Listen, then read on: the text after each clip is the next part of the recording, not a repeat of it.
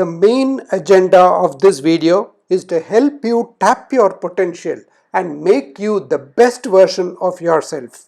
Life is actually all about becoming a better version of yourself. By doing so, you not only make yourself better and better equipped to face the world, but you also make the world a better place to live in. But when you start on this project, it is going to be difficult. But remember, you are the greatest project you will ever work on. You may be quite comfortable, you may be quite happy. But remember, life begins at the end of this comfort zone. Let us start working on this project that is you. It may not come in a week, it may not come in a month, it may not even come in 1 year. But it will definitely happen when you are able to understand the ideas that are put forward in this video. Inside each and every one of us, there is a hero or heroine lying dormant. There is an illusion of mediocrity within each of us that has to be shattered. We all possess inherent talents, creativity, and resilience that often remain hidden beneath layers of self-doubt and societal expectations. The challenge is to break free from these limitations and embrace our true potential. And to do so, we only need to develop 4 skills, the 4 pillars of personal mastery to make yourself your master. Self-leadership, positivity, critical thinking, and proactivity. These 4 pillars form the foundation for personal growth, performance, and a life filled with joy and fulfillment. The first pillar is self-leadership. It is the foundation of success. It is the cornerstone of personal mastery. It refers to the ability to take charge of our own growth, attitude, actions, and reactions. Without self-leadership, we remain at the mercy of external forces. Without self-leadership, if somebody scolds us or fights with us, we become depressed. Self-leadership consists of self-discovery, that is, taking the time out to examine who you are, your personality type, and how you typically behave. Self-identity, creating a view of the leader and person you want to be, that is, looking at a role model.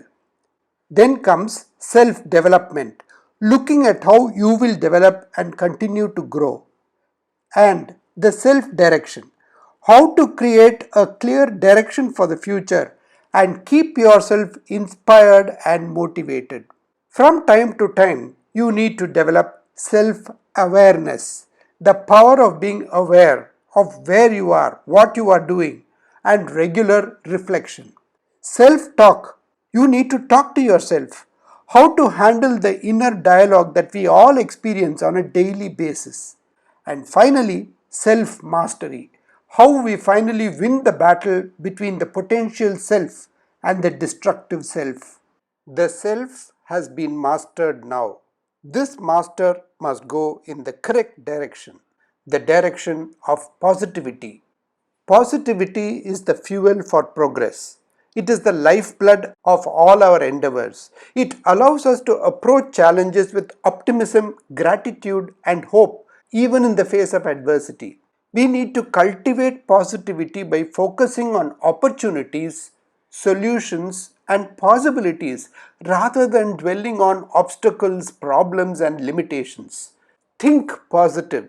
A positive mind is the key to a positive world. It also instills great confidence and strength from within.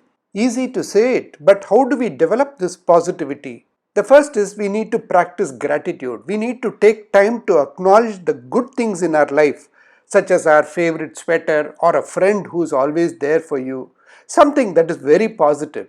We also need to spend time in nature. It is difficult when living in a city, in a concrete jungle, but you can always spend some time outdoors, which can boost your mood, reduce your stress, and increase creativity. We should learn to build resiliency. It is the ability to adapt to stressful situations. You can build resiliency by maintaining good relationships, accepting that change is part of life, and taking action on problems. Another good positive move will be to find something to look forward to. Make sure that something is there to look forward to every day, such as visiting a bookstore or taking a walk in the park.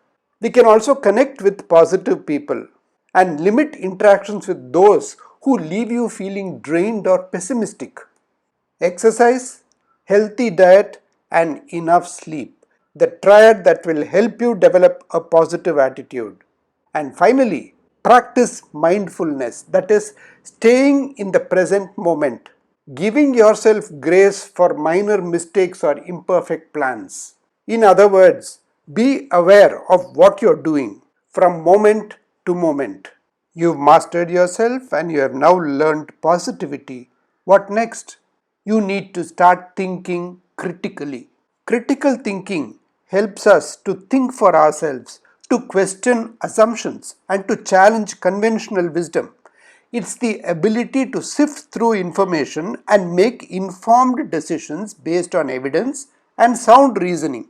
We should engage in critical thinking by asking questions, seeking feedback, learning from others, and challenging ourselves to see things from different perspectives. But basically, we start by asking questions. We need to be inquisitive. We need to seek deeper understanding by asking why, how, what if questions about information we come across. That is not enough. We also need to practice active listening. We need to pay close attention to what others are saying, considering their body language and the underlying meaning, not just the words that are spoken. Then, with this information, we need to analyze it critically. We need to evaluate the source of the information, identify potential biases, and assess the evidence presented to support claims. Logical reasoning will help us to identify patterns, draw conclusions, and make informed decisions based on evidence. All these are exercises to make us active thinkers. To start thinking, thoughts will become action later on. And thoughts can lead to proactive functioning, which is the next important character we need to develop. Proactivity is what transforms intentions into reality. It's the ability to take the initiative, act decisively, and assume responsibility even when faced with uncertainty or limited resources. Just look at the word responsibility. It is response and ability. The ability to choose your response. Highly proactive people recognize that responsibility and they do not blame circumstances, conditions, or people for their behavior.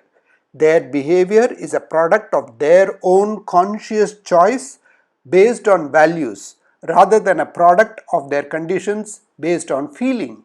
So, being proactive means taking responsibility for your life and actions rather than just watching how things happen.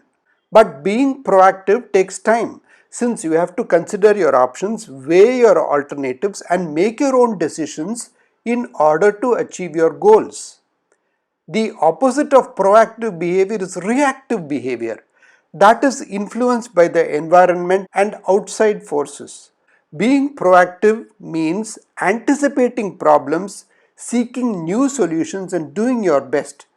But being reactive, on the contrary, means solving problems when they turn up, not wanting changes, and doing the minimum effort.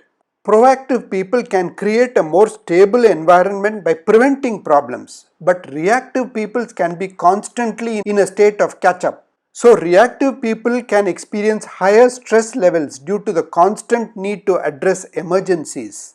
Proactive people can be more logical, while reactive people can be more emotional.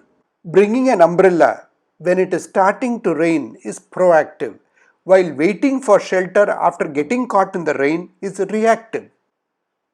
Most of the thoughts I have put into this video are from the book From Dormant to Dominant: Awakening Your Inherent Abilities by James Manson.